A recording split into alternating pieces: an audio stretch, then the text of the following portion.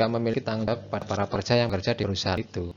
Di antaranya memastikan keselamatan kerja mereka, memperlakukan yang tepat, artinya menjamin adanya perilaku yang baik di antara karyawan di dalam perusahaan itu, dan beri kesempatan yang sama akan segala hal, karir, salary, kesempatan apapun, hadiah, mendapat bonus atau yang lain kepada seluruh karyawannya tanpa pandang bulu. Artinya tidak ada perbedaan etnis, perbedaan agama, perbedaan kultur lah begitu ya.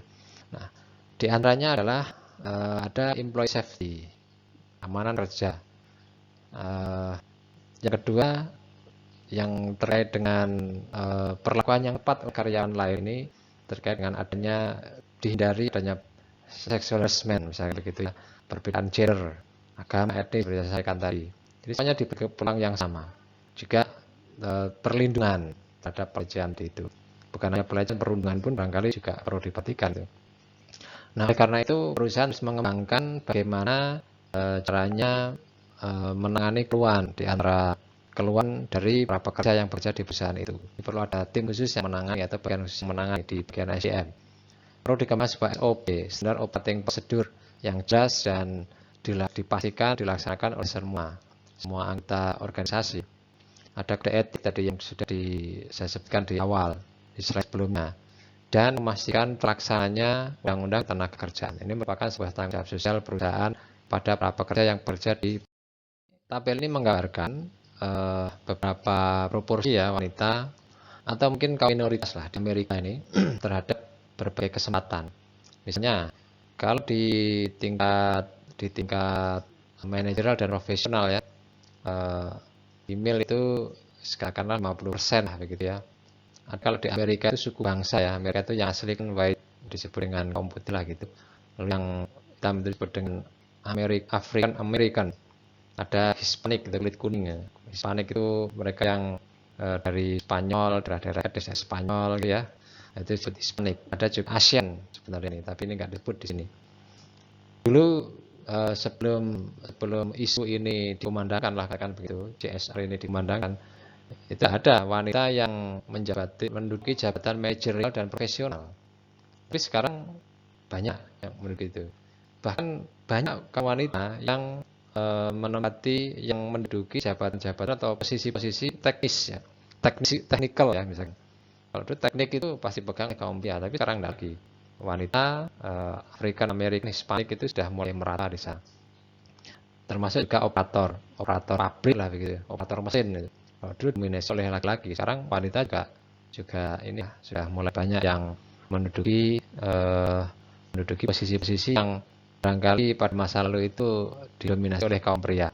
Ini salah satu contoh bagaimana sebuah perusahaan memastikan bahwa tidak ada perbedaan, tidak ada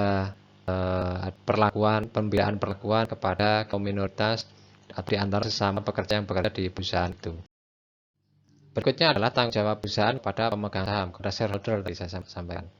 Jadi perusahaan harus meyakinkan tanggung jawabnya kepada para stakeholder, kepada shareholder ya, bukan stakeholder tapi shareholder, pemegang saham, dengan cara memberikan laporan keuangan yang benar dan bertanggung jawab.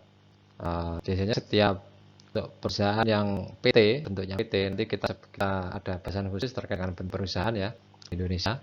Ke PT di Indonesia setiap akhir tahun, setiap bulan Desember itu harus melakukan exposure, melakukan laporan secara berkala kondisi keuangannya, posisi keuangannya di media-media sosial, di media massa, atau minimal di web perusahaan yang bisa diakses oleh banyak orang, bisa dilihat oleh banyak.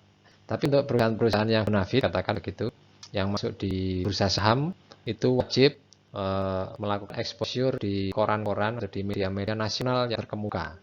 Misalkan aja kalau bulan Desember pertengahan gitu atau mulai minggu kedua itu banyak itu nanti di bulan Desember koran-koran aja Kompas atau barangkali Jawa Pos begitu, yang terkemuka nasional kan Kompas misalnya, itu pasti banyak itu exposure perusahaan-perusahaan di bagian halaman belakang itu dipenuhi dengan exposure perusahaan itu. Kemudian meyakinkan kepada para investor, kepada para pemegang sahamnya bahwa dana yang ditanamkan oleh mereka di perusahaan itu benar-benar digunakan dengan baik. Artinya digunakan dengan baik bisa dipertanggungjawabkan dan memiliki kontribusi untuk meningkatkan keuntungan perusahaan. Dan perusahaan harus menjamin bahwa itu dapat meningkatkan value dari perusahaan itu sendiri. Pada pertemuan pertama sudah saya sampaikan bahwa perusahaan juga membutuhkan kreditor. Siapa kreditor itu? Mereka yang menyediakan dana dalam bentuk dana pinjaman ya. Paling mudah kreditor itu ya perbankan ya, yang bisa diakses oleh perusahaan. Nah, artinya dengan minjam dana berbeda dengan investor ya. Kalau investor tadi juga menyerahkan dana pada perusahaan, tapi dana itu tidak harus dikembalikan. Itu penyertaan modal. Investor itu bagi dirinya sebuah perusahaan. Nanti investor tadi setiap tahun akan mendapatkan bagian dari keuntungan perusahaan. Nah, itu investor. Lain dengan kreditor. Kalau kreditor ini mereka yang memberi pinjaman. Artinya memberi pinjam dalam jangka waktu tertentu. Jadi perusahaan membutuhkan dana operasional, kemudian melakukan pinjaman ke bank. Nah, dengan jumlah yang dipinjam ditambah dengan bunganya itu diangsur berapa kali. Itu pinjaman. Jadi dari bank. Itu disebut dengan kreditor. Tidak selalu bank ya, tapi paling bahasa yang umum, istilah umumnya disebut dengan kreditor. Nah, jadi memastikan perusahaan harus punya tanggung jawab sosial kepada para kreditor yang berkreditornya. Nah, artinya perusahaan harus menjamin dia bisa menyelesaikan kewajiban keuangannya sesuai dengan janjinya. Kalau dijanji 6 bulan ya harus 6 bulan harus terpenuhi, termasuk dengan biaya yang konsekuensi yang harus dibayar. Namun jika perusahaan memiliki persoalan cash flow begitu, itu harus segera dikomunikasikan dengan kreditor. Barangkali minta penundaan beberapa bulan, tidak kemudian minta pengampunan dihapuskan, itu tidak bertanggung jawab namanya. Kepada lingkungan pun perusahaan atau bisnis, ketika Anda menjalankan bisnis, perusahaan harus memiliki tanggung jawab juga, tanggung jawab sosial perusahaan kepada lingkungannya. Di antaranya dengan mencegah polusi. Banyak polusi bukan hanya udara ya, cuma di sini kalau saya mengacu bukunya J. Madura itu disebut mencegah polusi udara dan mencegah polusi daratan. Karena air itu adanya daratan.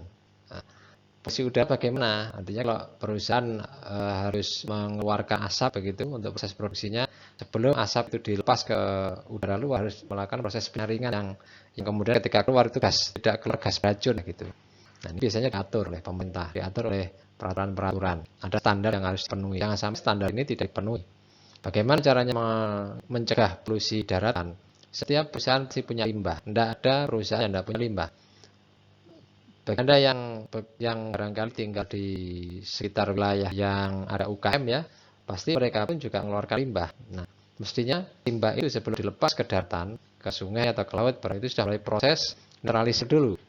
Saya pernah menjumpai di kawasan sentra industri begitu ya, industri batik begitu, luar biasa itu di got